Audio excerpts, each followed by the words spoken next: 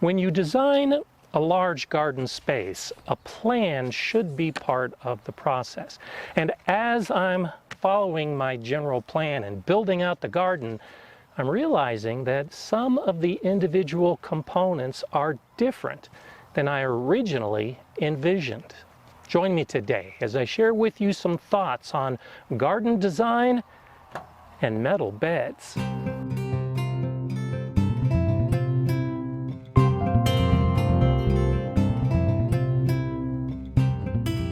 Hi, I'm Gardener Scott, and it was exactly 3 years ago that I moved into this house and began developing a vision for what I wanted this garden space to become.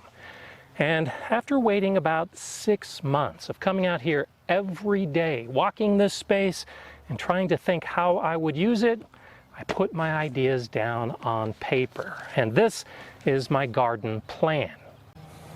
I laid out a number of different ideas. Here's the greenhouse that I envisioned 3 years ago that I now have.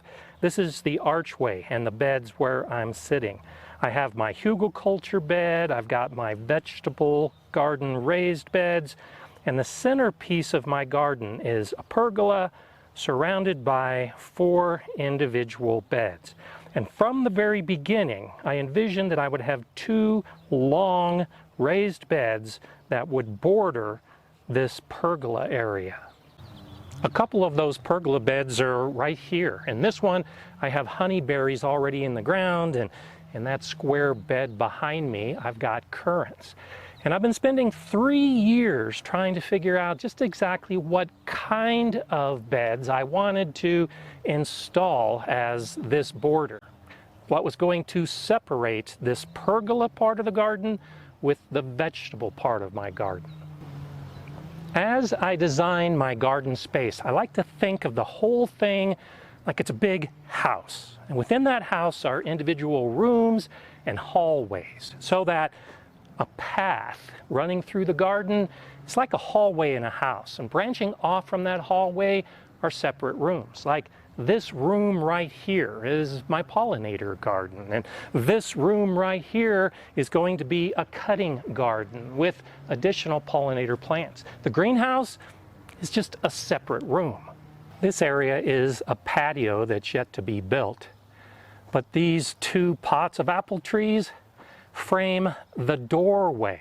In this case, it's a garden arch. This is just the entrance to more rooms in my garden. Right in front of me now, this is that big pergola space. I go down another one of the paths into the other garden areas, the other rooms in my garden house, like this vegetable garden. And one of the spaces that probably looks very like a room in a house is this fully enclosed garden with its own entrance to get inside the garden room. I believe that when you think about why you garden and what you hope to gain from gardening, and then sit down to design a garden space, that you'll take your thoughts, your ideas, your reasons, and develop the rooms, the places that you want to sit. It becomes a little easier when we have a theme to individual spaces in our garden. That way we can pick out the plants that match that space. I like areas where I can just sit and enjoy the space. And my good gardening friend Eli from the YouTube channel In the Garden with Eli and Kate actually takes it a step further. She names the rooms beyond just the pollinator garden. She's got her chill ootery, and she's got her beer garden. Activities that she's actually doing in the spaces that she's designed them for. And that's really no different than if we have a kitchen or a dining room or even an indoor bar in our house. Each of our rooms have a specific purpose. Well, why not do the same thing in a garden? I find that coming up with the ideas for those individual rooms is actually pretty easy. I know what I want in a garden, so putting a space together for each of those ideas, I can do that. But it's the transition between rooms that I find to be a little more difficult. Essentially, the wall between the individual spaces. And that's where these beds come in. I envisioned these beds as the wall in the house, separating the workroom, my vegetable garden, from my leisure room, the pergola with all of the fruits. And this is where I'll have some sitting areas and maybe even a hammock. Two distinct different types of gardens. And I needed something to separate those spaces that matched with both. Sometimes you can use the plants themselves as the wall. And as with this herb garden, I have a rustic wood edging that acts as a transition to the wooden raised beds that lie on the other side. I considered something like that for this area, but it was just too rustic. The pergola garden area is going to have formal brick pathways, and it's going to be a nice, strong wooden structure with plants growing up it. And the rustic aspect of that wood, along with just plants, isn't enough. I need something a little more formal, something that can match the brickwork beyond. But the wooden beds in my vegetable garden are pretty basic. They're not flashy. So I needed something that was sturdy and flashy without being flashy, that was common enough to match the vegetable garden, but not so common that it took away from the bricks. You can see the dilemma I ran into.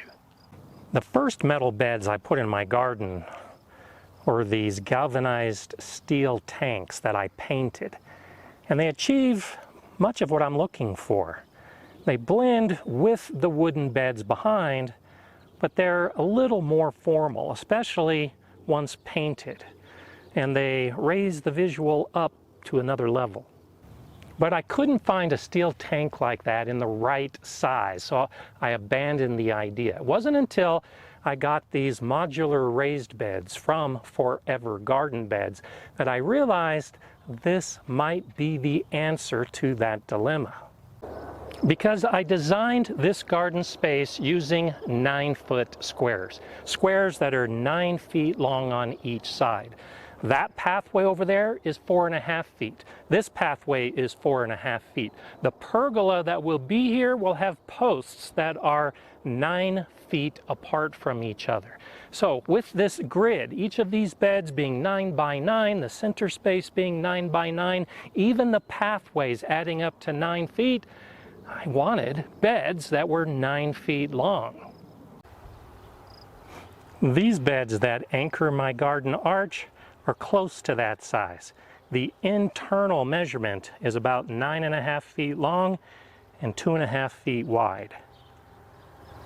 I like continuity in my garden. As I move from room to room, I like to have some pieces within each of the new rooms consistent with the previous room. So while those wooden raised beds are about 9.5 by 2.5 feet, it hit me like a thunderbolt to realize that I could get this bed from Forever Garden Beds and configure it to be 9.5 feet long by 2.5 feet wide. It transitions from that size to this size perfectly. And this metal then transitions to my enclosed garden space, which coincidentally has beds that are 2.5 feet wide. And it was even more serendipitous when I realized that these 9 by 9 beds behind me were going to have borders around them. And with those borders, well, these beds are going to end up being 9.5 feet by 9.5 feet. These metal beds don't require any edging. They don't require a border. And so now this 9.5 foot wide bed will match perfectly with the edging in this 9 by 9 bed behind me. And so all of this has totally modified my own concepts of garden design.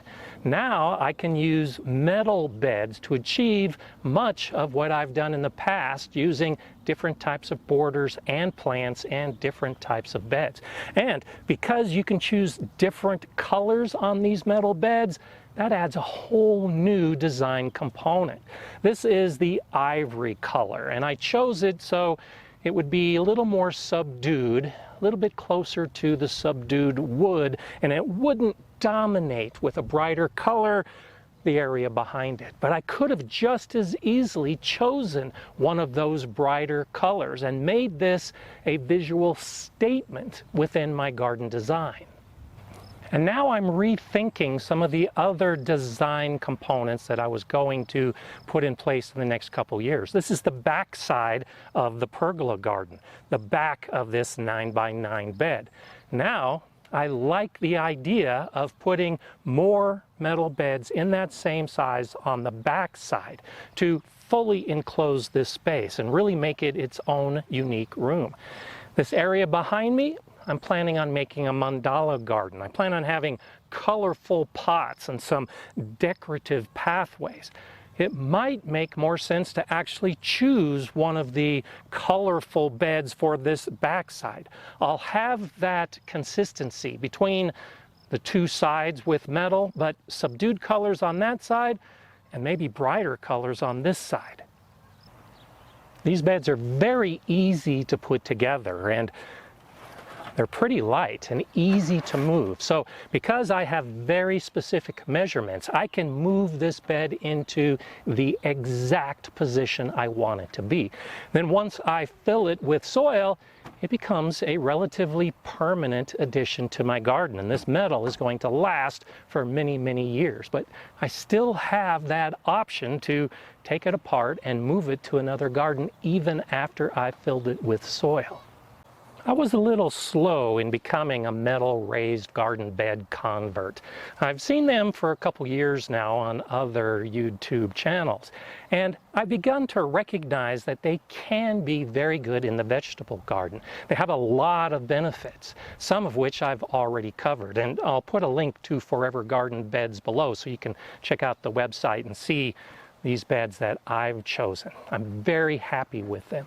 But it wasn't until I started putting them in my garden and moving them around and realizing that they do have a strong visual component to them and that they can play into the design within a garden space. It's only been recently that I realized I am going to start using more and more of these beds following my same basic plan, but incorporating these beds instead of some of the other ideas that I had. I suggest that you check it out. You might become a convert too and recognize that garden design is easy, especially when you use these modular raised beds. I'm Gardener Scott. Enjoy gardening.